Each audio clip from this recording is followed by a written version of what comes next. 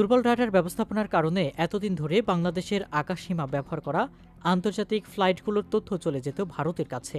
এতে বছরের পর বছর ধরে নেভিগেশন চার্জের নামে দেশটি হাতিয়ে নিয়েছে অন্তত 1,00,000 কোটি টাকা, যার কারণে বাংলাদেশের সার্বভৌমত্ব ছিল হুমকির মুখে।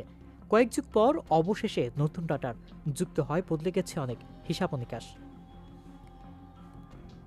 সম্প্রতি নতুন রাডার স্থাপিত হয়েছে হজরত শাহজালাল আন্তর্জাতিক বিমানবন্দরে।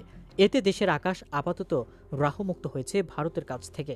রাজস্ব খাতে যোগ হচ্ছে মোটা অঙ্কের টাকা। কয়েক যুগ ধরে নিচের আকাশপথ নিয়ন্ত্রণ ও নজরদারিতে সক্ষমতা ছিল না বাংলাদেশের।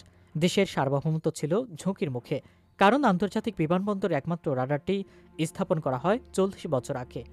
মেয়াদ উত্তীর্ণ হওয়ায় যা দীর্ঘদিন ধরে চলছিল অকার্যকর অবস্থা।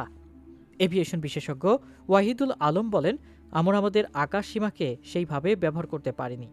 আমাদের সেই সার্ভিলেন্স আওতাধীন আসে নাই, যার জন্য আমাদেরকে সার্ভিসগুলো নিতে হয়েছিল পার্শ্ববর্তী দেশগুলো থেকে, বিশেষ করে ভারতের কাছ থেকেই নেওয়া হয়েছে।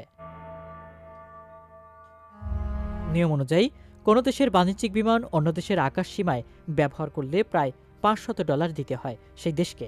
অথচ বাংলাদেশের আকাশ সীমায় ব্যবহার করা এ ধরনের উড়োজাহাজের সিগন্যাল রেজিস্টার করা হতো ভারতের রাডার থেকে, আর সেই রাজস্বের পুরোটাই হাতে নিত দিল্লি।